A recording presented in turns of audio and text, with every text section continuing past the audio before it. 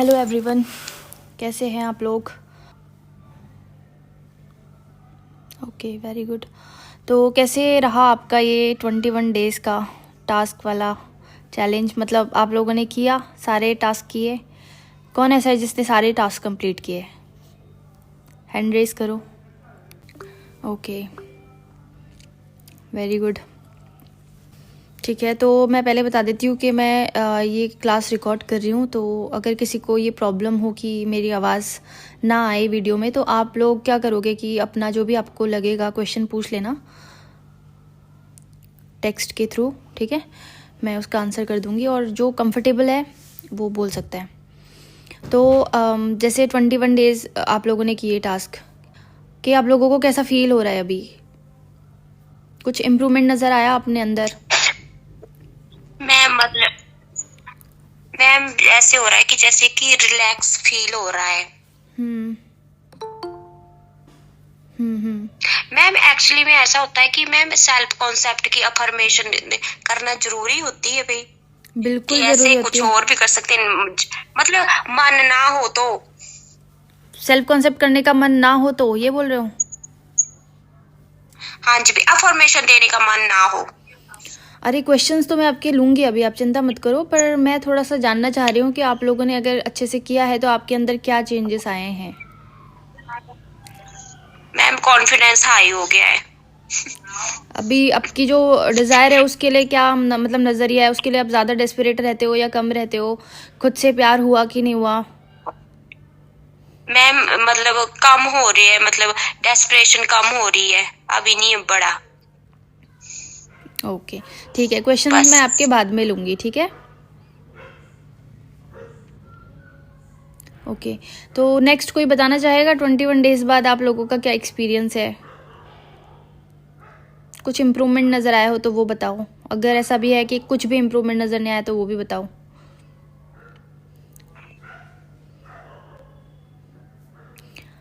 10% desperation अभी भी है, बाकी सब ठीक है। देखो 10% तो रहती है, जब तक वो डिज़ायर आपके सामने ना आ जाए 3D वर्ल्ड में और आप उसको एक्सपीरियंस ना कर लो, तो थोड़ा बहुत डेस्परेशन रहती है। और जब तक आपका सबकॉन्शियस माइंड कम्प्लीटली रिप्रोग्राम नहीं हो जाता, अपने डिज़ायर के लिए रहती है थोड़ा बहुत। अच्छा, लिखना है तो लिख दीजिए। ठीक है, चलिए मैं आप लोगों के क्वेश्चंस लेती हूँ और बताइए आप लोग कोई क्वेश्चन है तो सेल्फ कॉन्सेप्ट से रिलेटेड। अभी भी पॉजिटिव मोमेंट्स दिख रही हैं, बट वही बस थोड़ा कभी कभी नेगेटिव हो जाती हूँ, बट चेंज कर लेती हूँ पॉजिटिव थॉट में, ठीक है? पहले ज़्यादा डेस्परेट हो जाती थी, अभी एकदम काम। Okay, good. Any question?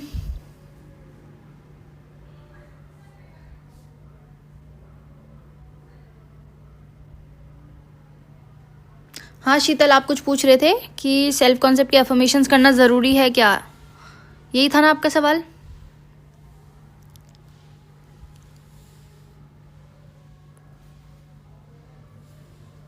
M I not audible? जरूरी। मैम मैं बोल रही थी कि जैसे कि अगर आप थोड़ा रिलैक्स हो गए हो तो सेल्फ कॉन्सेप्ट की अफर्मेशन देना जरूरी है। हाँ बिल्कुल ज़रूरी है।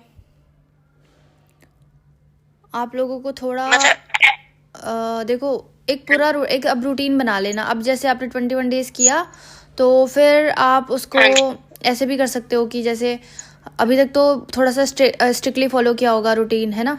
तो अभी ज़्यादा ज़रूरत थी क्योंकि इनिशियली थोड़ी ज़्यादा ज़रूरत होती है। अब आप थोड़ा सा कॉन्फिडेंस हो गए हो, पॉजिटिव हो गए हो अपने आप को लेकर, आपको पता है कि क्या क्या करना चाहिए हमें। जैसे कुछ कुछ ऐसी एक्सरसाइजेज हैं जो आप हमेशा कर सकते हो कंटिन्यू लाइफ टाइम। जैसे उसमें मिरर वर्क है, मेडिटेशन करना है, 5 मिनट अकेले बैठ के डीप ब्रीदिंग एक्सरसाइज करने में क्या ही जा रहा है ना? तो ये कर सकते हो। और अपने लिए अफर्मेशंस कर सकते हो, मिरर अफर्मेशंस कर सकते हो, या फिर बस सुबह उठ के मॉर्निंग प्रेयर कर लो। कुछ कुछ ऐसी एक्टिविटीज़ हैं उसमें जो आप हमेशा कर सकते हो, तो वो करो, उसमें कुछ ज़्यादा एफर्ट्स नहीं लगते हैं, ठीक है? तो कर लेना आगे कंटिन्यू, चाहे आपको कितना ही कॉन्फिडेंस हो जाए कि हाँ मेरा सेल्फ कॉन्सेप्ट तो अब बिल्कुल टॉप नॉच है। बट अपने बारे में पॉजिटिव बोलना कभी बंद मत करना। हर नेगेटिव सिचुएशन में कुछ भी आपके आसपास के लोग आपको कुछ कभी नेगेटिव बोलते हैं, उसको एक्सेप्ट मत करना। उसको चाहे लड़ो मत, आप किसी को आंसर मत दो, लेकिन मन में आपकी वो आंसर ज़रूर आना चाहिए कि नहीं, आई एम दी बेस्ट, ठीक है, अपने आप को लोगों से कंपेयर मत करो। अगर आपको कोई दिखता है, आप सोचते हो कि यार कितनी बेटर है मुझसे, तो ये मत करो। आप ये सोचो कि वो अगर किसी चीज़ में बेटर है तो मैं भी किसी चीज़ में बेस्ट हूँ, है ना। तो अपने आप को हमेशा मतलब पेडेस्टल पे रखना है आपको। ये कुछ कुछ एक्टिविटीज़ हैं जो हमेशा कर सकते पेडेस्टल पर रखना है। हाँ हाँ, ठीक है, मिल गया आपको आपका आंसर। Yes ma'am. ओके शीतल, नेक्स्ट क्वेश्चन। नेक्स्ट किसी को कुछ पूछना है? उन्होंने लिखा है दी सेल्फ कॉन्सेप्ट को पार्टीशन में भी बोल सकते हैं, मीन्स कंटिन्यू 1 आवर ना बोलकर हाफ आवर में बोल सकते हैं, वो हम अभी भी कंटिन्यू कर रहे हैं।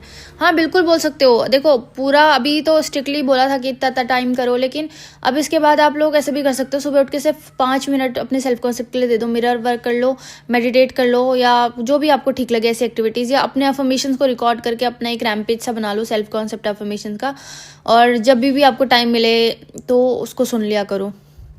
मैम एग्ज़ाम से रिलेटेड सेल्फ कॉन्सेप्ट कैसे करें? देखो एग्ज़ाम से रिलेटेड सेल्फ कॉन्सेप्ट में सबसे पहले आपको ना आपके लिमिटिंग बिलीफ्स पता होने चाहिए एग्ज़ाम को लेकर। जैसे अगर आपका लिमिटिंग बिलीफ ये है कि यार मुझे तो आता ही नहीं है, मेरे को नॉलेज ही नहीं है, तो आपको उस चीज़ पे काम करने की ज़रूरत है कि मुझे सफिशिएंट नॉलेज है मेरे एग्ज़ाम को क्लियर करने के लिए, है ना।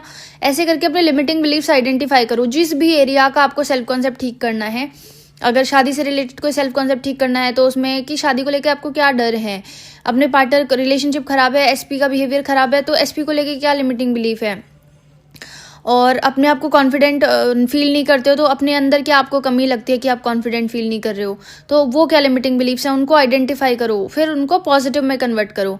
जैसे कि आप अब एग्जाम का पूछ रहे हो तो एग्जाम के बारे में कुछ तो हो सकता है आपका, जैसे कि बहुत ज़्यादा कॉम्पिटिशन है, या कितना ही पढ़ लूँ याद ही नहीं होता, या फिर मेरी किस्मत ही ख़राब है, जो मैं पढ़ के जाता हूँ वो तो आता ही नहीं एग्जाम में, ऐसे वाले होंगे, है ना। तो इनको चेंज करो कि पहला वाला क्या था, कंपटीशन बहुत है, इसका ऑपोजिट क्या होगा कि कितना भी कंपटीशन हो मैं कर सकता हूँ, मुझे फ़र्क नहीं पड़ता, मुझे पता है मैं ब्लेस्ड हूँ, मैं बहुत ज़्यादा लकी हूँ कि मैं जो पढ़ के जाता हूँ वो एग्ज़ाम में आता है, मैं ये एग्ज़ाम मेरे लिए बहुत इजी है, मेरे पास सफिशिएंट नॉलेज है इस एग्ज़ाम को क्लियर करने के लिए, ठीक है, I am the best, I am always successful. ये वाला सेल्फ कॉन्सेप्ट डेवलप करो कि एग्ज़ाम कुछ नहीं है, एग्ज़ाम मुझसे छोटा ही है, मैं बड़ा हूँ, है ना, मेरे अंदर एबिलिटी है कि इस एग्ज़ाम को क्लियर करने की, तभी मेरे दिमाग में आइडिया आया है कि मैं एग्ज़ाम दूँ। तो अपना सेल्फ कॉन्सेप्ट ये रखो कि I am always successful no matter what, ठीक है, नो मैटर मैं कुछ भी करूँ कुछ ना करूँ, मैं जो भी करता हूँ उसमें मुझे सक्सेस मिलती है, मैं चाहे कोई भी काम करूँ, चाहे वो एग्ज़ाम हो या कोई और एरिया हो लाइफ का, ऐसा सेल्फ कॉन्सेप्ट होना चाहिए।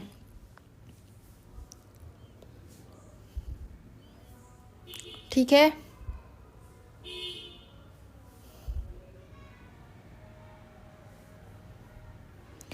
तो देखो प्रिपरेशन के लिए आपको एक तो प्रिपरेशन करना पहले चलो स्टार्ट मत करो, लेकिन अच्छा बोलना स्टार्ट करो कि I have all the abilities to clear this exam, ठीक है, मेरे अंदर वो सारी एबिलिटीज़ हैं कि मैं इस एग्ज़ाम को क्लियर कर सकता हूँ। और दूसरा, कंपटीशन कुछ नहीं है, मैं सफिशिएंट हूँ इस एग्ज़ाम को क्लियर करने के लिए, ये एग्ज़ाम बहुत इजी है। ऐसे करके अच्छा सोचना स्टार्ट करो, विजुअलाइजेशन करना स्टार्ट करो कि आप एग्ज़ाम हॉल में बैठे हो और एग्ज़ाम बहुत अच्छा जा रहा है, आप ऐसे बहुत हैप्पी फील कर रहे हो कि यार इतना इजी एग्ज़ाम कैसे आ गया, ऐसे करके आप ऐसा सोच रहे हो, ठीक है, ये विजुअलाइजेशन करो, ये सेम सीन मैनिफेस्ट होगा।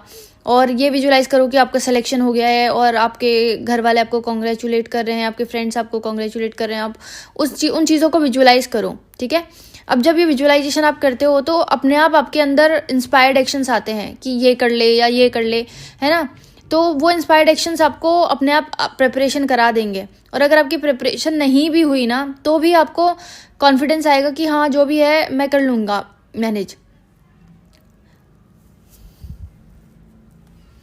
ये सारे टाइम को छोड़ के सिर्फ अपने एग्ज़ाम के टारगेट पे फोकस करो कि मेरा ये एग्ज़ाम बहुत इजी है और मैं कर सकता हूँ।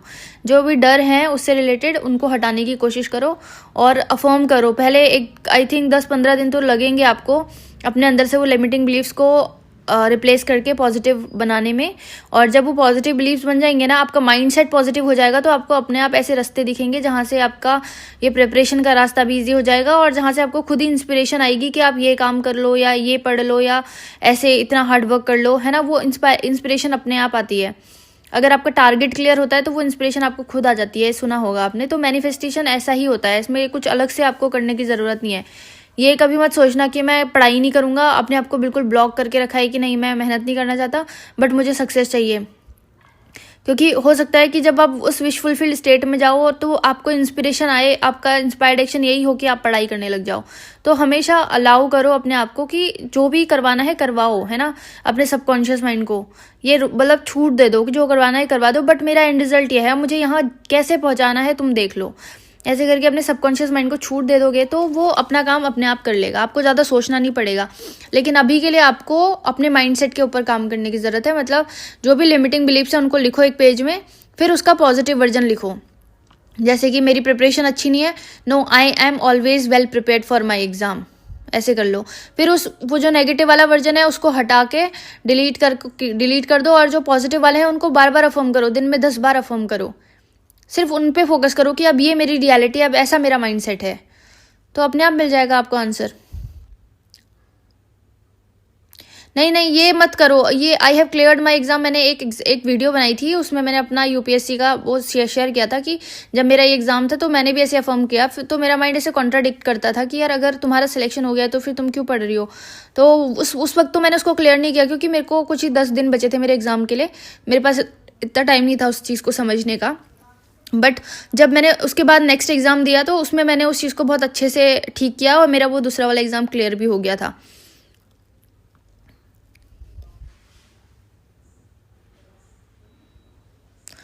ठीक है, नेक्स्ट किसी का कोई क्वेश्चन थी, विजुअलाइजेशन कम से कम कितने मिनट तक करें। यार ऐसा कुछ टाइम नहीं होता, अगर आपको अच्छा लग रहा है विजुअलाइज करना, बस ये ध्यान रखना कुछ डूज एंड डोंट्स होते हैं विजुअलाइजेशन में। एक छोटा सा सीन बनाओ, मैक्सिमम से मैक्सिमम 10 सेकंड का सीन होना चाहिए, और उस सीन को बार बार लूप करो। ज़रूरी नहीं आपको फीलिंग आए या ना आए, बस आप एक छोटा सा सीन बना के उसको लूप करते जाओ। जैसे कि अगर मैं ये विजुअलाइज कर रही हूँ कि मेरे हाथ में एक ग्लास ऑफ वाटर है और मैं पानी पी रही हूँ, तो बस मैं इस छोटे से सीन को बार बार 100 बार भी लूप कर सकती हूँ। इतने देर तक लूप करना है कि आपके सबकॉन्शियस माइंड में बिल्कुल बैठ जाए आराम से। अब फीलिंग आ रही है नहीं आ रही है मैटर नहीं करता, बस आप इसको विजुअलाइज करते रहो लूप करते रहो, जब तक आपका सबकॉन्शियस माइंड मना ना कर दे कि बस अब हो गया, अब मत करो, अब मुझे नहीं देखना, तब तक। देखो ये क्वेश्चन है लेकिन मैं इसको पूरा नहीं पढ़ूंगी, बट ये बताना चाहती हूँ कि एक्शंस लेना पहले हमारा प्राइमरी गोल नहीं होना चाहिए कि हमें एक्शन लेना है। हमें पहले डिल्यूजनल स्टेट में जाना है, उसके बाद जो भी एक्शन आएगा वो अपने आप बताएगा आपका सबकॉन्शियस माइंड कि आपको क्या करना चाहिए क्या नहीं करना चाहिए। तो वो वाला काम आप कर देना, जो भी वो बताएगा वो अपने आप ही हो जाता है। मतलब उसमें आपको सोचने की ज़रूरत ही नहीं पड़ेगी कि मैं ये एक्शन लूँ या ना लूँ। अभी तो आप सिर्फ इस अजम्पशन में जियो। जैसे अब एग्ज़ाम वाला मैनिफेस्टेशन और एसपी वाला मैनिफेस्टेशन में थोड़ा डिफरेंस होता है। तो एग्ज़ाम वाले मैनिफेस्टेशन के लिए तो मैंने आपको बता दिया कि जब तक एग्ज़ाम हो नहीं जाता तब तक ये अफर्म मत करना कि I have cleared my exam. तब तक बस ये विजुलाइज कभी विजुलाइज कर सकते हो, क्योंकि विजुलाइजेशन एक कुछ टाइम के लिए होता है, लेकिन अफर्मेशन आप पूरा दिन कर रहे हो, क्लियर हो गया तो लॉजिकल माइंड बड़ा वो करता है। विजुलाइज कर सकते हो बट अफर्म मत करना कि आई हैव क्लियर्ड, बट यही अफर्म करना कि जैसे आपका 2 महीने बाद पेपर है तो आप पहले से ही अफर्म करने लग जाओ, I am well prepared for my exam is very easy. अपने अंदर का वो जो डर है ना उसको हटा दो और कॉन्फिडेंट होकर एग्जाम देने जाओ। और इस बीच आपको जो इंस्पायर्ड एक्शंस आते हैं उनको लो, तो आपका एग्जाम क्लियर ज़रूर हो जाएगा। बट जो मैरिज मैनिफेस्टेशन या कुछ और मैनिफेस्टेशन होते हैं उसमें आपको एंड पे ही फोकस करना होता है। एग्ज़ाम का क्या होता है ना, क्योंकि हमें पता होता है कि 2 महीने बाद पेपर है, फिर उसके कुछ दिन बाद ये रिजल्ट आएगा, फिर उसके बाद कुछ दिन बाद इंटरव्यू होगा, तो डेट्स पता होती हैं। तो उस वक्त हमारा लॉजिकल माइंड बहुत ज़्यादा परेशान कर देता है हमको। बट शादी के केस में हमें कुछ पता नहीं होता कि कब क्या हो जाएगा और बिहाइंड द सीन क्या क्या चल रहा है। एग्ज़ाम वाले में क्या हो जाता है कि हमारा जो माइंड होता है वो डेट्स के उसमें फंस जाता है, तो इसलिए वो वाला अफर्मेशन नहीं करना चाहिए कि ऑलरेडी हो गया है। बट मैरिज वाले में आप ये सोचो कि ऑलरेडी सब अच्छे से हो गया है और जो बीच में होना होगा वो अपने आप होगा, उसमें आप एक्शन लेना है नहीं लेना है ये सब सोचने का काम नहीं है आपका।